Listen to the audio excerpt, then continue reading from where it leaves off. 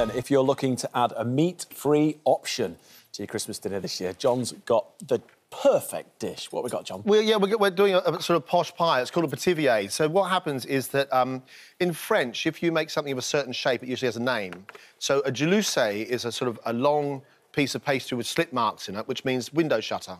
A Petivier is translated as a Catherine wheel, as in a firework. Right. So it's got a little sort of swirl on the front of it, so it looks like posh pie. Oh. So that's why it's called a Petivier. This could be served as a side dish, actually. It's just a really good way of, like, for Boxing Day or anything you like, any way up to... It's really good for Boxing Day, actually. Yeah. So I always wonder, you know, you do, like, cold meats. Leftovers. Yeah. I do love that. But Piccalilli. this works, this works just as well with leftovers. Yeah. This is brilliant. Use all the leftovers and do exactly the same as this. So, going to start with some leeks. Don't mind, I'm going to start. You go for it. I've already been dived in there. It's delicious. Leeks, butternut squash, chestnuts, some sage, some nutmeg, and some paprika and some thyme. Now, when you're going to cook things like leeks and you want the flavour to really come into them, what you've got to do is you've got to season the leeks whilst they're cooking. Now, that means if you put things like the sage and the thyme in whilst they're cooking and the nutmeg, what happens is with spices and herbs, all the oils come out and you just get a better flavour rather than it just being sort of raw herbs and stuff. So you just go, like, grate your nutmeg and stuff into your pan with the leeks and then your salt, your pepper, and I'm going to add a little bit of paprika as well. So that does that. Now, when you do butternut squash, because I want nice big chunks of butternut squash like these in here, I've got some lovely big bits which I'm going to chuck in with these leeks just to cook away a minute. If you sort of try and do those and peel butternut squash, they always go quite mushy. So the trick is you take a butternut squash, you don't take the skin off it. And you just cut it in half, put it down onto a tray flat, put a little bit of oil on the skin and you bake it for about 35 minutes. That's a good idea. Let it cool down. Once you've cooled it down, you'll still have the seeds and everything in it, but your flesh is lovely and soft. You just take the seeds out, all the seeds are gone, so that's it done. And then you can simply, with a spoon, literally take your big bits of squash out in big chunks. Nice. And you don't have to wait, it's all cooked and just delicious. Yeah, like a jacket squash. It's a pain to chop butternut squash, isn't it? It's a real, like, it's like, I want to do this, but I just... Yeah, it's a gym workout. Yeah, gym workout, absolutely right. I do. Really? You know I love cooking. Right. So now you don't believe me, do you? No, I do believe you. I believe you know because you just give me the daggers. I had a fork in my hand. I know, danger. So it's Christmas time. We're going to put some chopped chestnuts in there. So I'm going to want it to be cold because we want when you do a pie filling, you want a cold filling because otherwise it'll melt the pastry. So I've got chestnuts, leeks, sage, paprika, all those things in there. I'm going to add to this now some blue cheese. You could put brie in there if you wanted to. You can put feta cheese, whatever you like. And the pie needs to be moist. It needs to be wet. So you're going to add creme fraiche.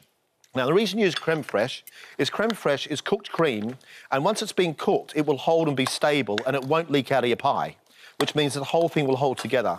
So your mix now is this lovely mix like this. And as I say, you could do this with your... your leftovers if you wanted, whatever you want. 2 bits of pastry, one small one a little bit bigger, because the top needs to be bigger because it needs to be a dome. Right. So you need to be able to stretch it. Egg wash on the bottom, and literally just pile the mixture. Give yourself a board around the outside so that you can actually make this pie. And I just let it pile up in the middle first. Oh, so you do like a real... Oh, yeah, that's quite a big like part. A moan. Oh, yeah. Because now I'm going to do this, excuse me, and then just push that around a little bit so you've got a little bit of a border, not a huge amount of a border. Now, with a Petivier, as I say, it says Catherine wheel. Some people do it when it's actually been on top. The easiest way for me to do it, to make these marks, take a star cutter, put it in the centre, there, and then I'm just going to take a knife and just take little... so that it's actually done already before you put the top on. Oh, nice. So that this way you've got this really lovely little curly marks all the way around the outside. And you're following the star. And you follow the star, that's it. So this little sort of star... Creativity.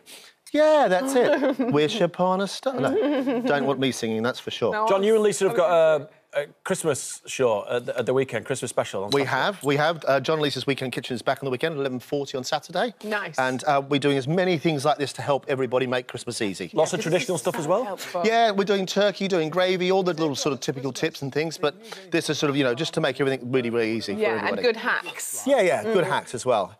Take your pastry and just around the outside, I just use the back of my hands rather than use my fingers.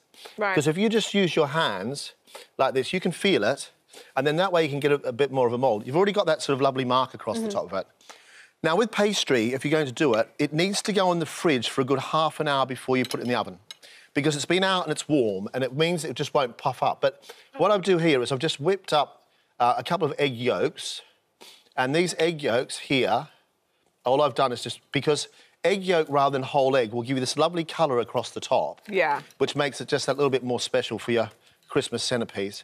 And really give it lashings of that egg wash, but all that filling inside, and then that goes into the fridge for a good 20 minutes. It could go in the fridge the night before, so that you don't have to worry about it. On Christmas Day, you just bring it all out. Idea. And it's all sorted. Goes in the oven, 200 degrees. Here's the thing with pastry. 20, I say 20s. 20 minutes, 200 degrees, that's always the base. Start with there, and then you can go a little bit longer. Once that goes in the oven, it literally comes out, and we've got ourselves a little pativier here, and you'll see, as soon as you do that, it will slide perfectly onto our board, and you take this to the table. Now, the great thing... Come on, you, don't be like this. Come on, there you you're go. supposed to slide perfectly. There you go, like that. There we go. Yeah, so now, take there, and all we do is we open up. Nice big piece there. So delicious. That cheese Big in piece there. like this. Gorgeous. There. And there we go. We've got Christmas for all the vegetarians, or really delicious with a slice of turkey or some roast pork. Absolutely. One of the two. Absolutely. Yeah, John, It's a good one. John, it's so delicious. Thank you so much. I've really enjoyed this. I just love the fact that you can put all the leftovers into puff pastry and you've got yourself a meal. Yeah. It's brilliant, isn't it? And, Yeah. you know, remember, stuffing, right? If you make your stuffing, which has got sausage meat in it, put in puff pastry, you've got sausage rolls.